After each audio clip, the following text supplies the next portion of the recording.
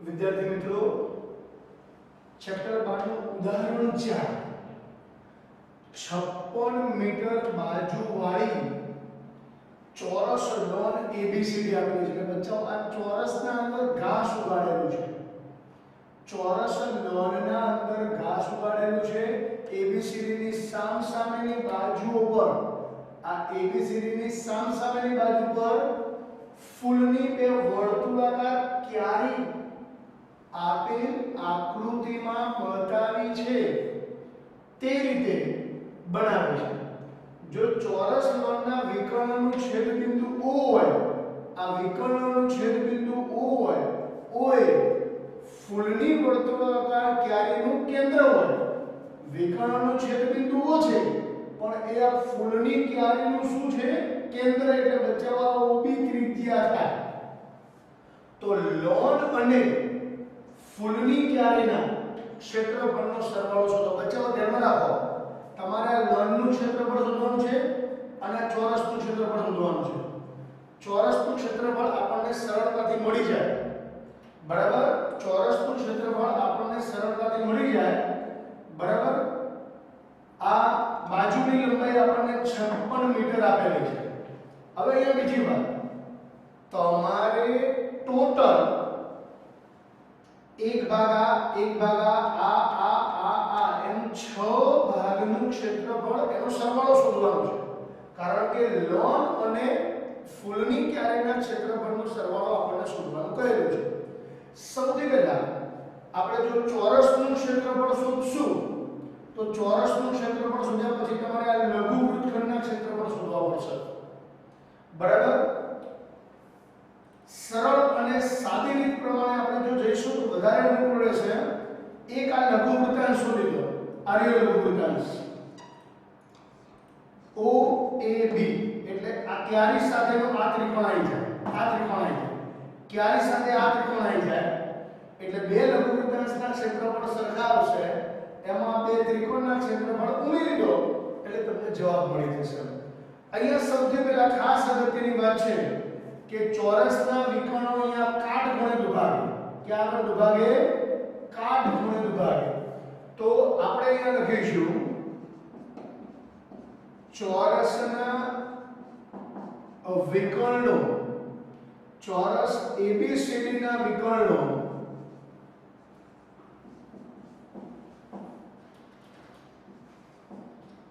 ચોરસ ABCD ના વિકર્ણો O બિંદુમાં દુભાગે છે તો આપણે ત્રિકોણ AOB માં O બિંદુમાં કાટખૂણે દુભાગે છે બચ્ચા કેવા કાટખૂણે દુભાગે છે ત્રિકોણ AOB માં ખૂણો O કાટખૂણો છે त्रिकोण AOB માં ખૂણો O કાટખૂણો છે AB સ્ક્વેર બરાબર OA સ્ક્વેર પ્લસ AB અરે OB સ્ક્વેર હવે બચ્ચાઓ AB એટલે આપણે ચોરસની બાજુનું માપ 56 છે એટલે 56 નો સ્ક્વેર OA અને OB સમાન થાય એટલે આપણે ધારી લઈએ x સ્ક્વેર x સ્ક્વેર 56 નો વર્ગ x square x square 2x square બરાબર આપણે OA અને OB બરાબર x ધારી લીધું છે બચ્ચાઓ OA અને OB બરાબર x ધારી લઈએ છીએ અહીંયા લખી દઈશું OA બરાબર OB બરાબર x લેતા કારણ કે એ બંને સમાન થશે ચોરસના વિકર્ણો છે એટલે દુભાગે અને સમાન થાય હવે 56 નો વર્ગ બરાબર આ બે ભાગાકારમાં બરાબર x સ્ક્વેર અહીંયા 56 નો વર્ગ એટલે આપણે લખીશું 56 ગુણ્યા 56 28 નું 56 બે બે કર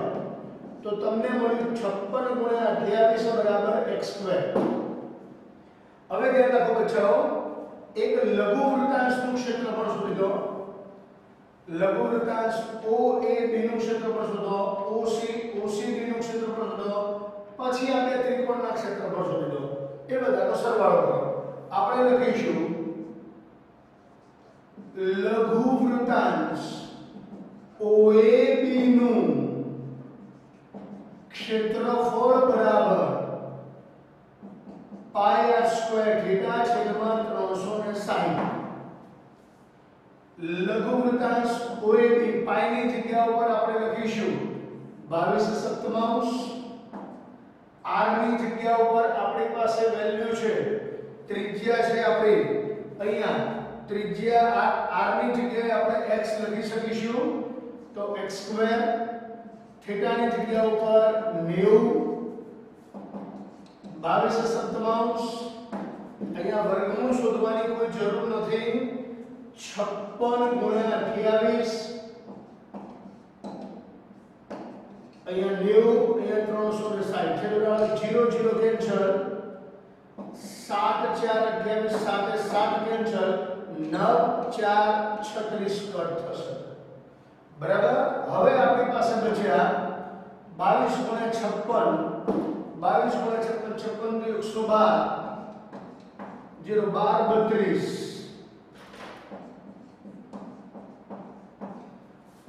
12 મીટર સ્ક્વેર. બચ્ચાઓ તમને 12 32 આ પાર્ટનું ક્ષેત્રફળ મળ્યું. આ ક્યારે અને આટલી નોંધ બરાબર. તે જ રીતે લઘુવૃત્તાંશ OCD નું ક્ષેત્રફળ બરાબર 12 32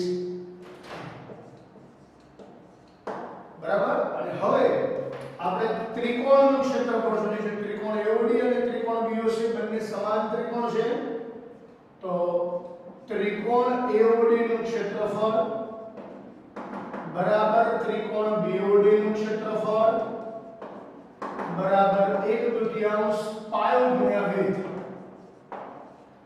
હવે બચ્ચાઓ ધ્યાન આપો, બંને ત્રિજ્યાઓ સરખી છે એટલે આપણે લખવાના 1/2 x ગુણ્યા x 1/2 x ગુણ્યા x એટલે x સ્ક્વેર.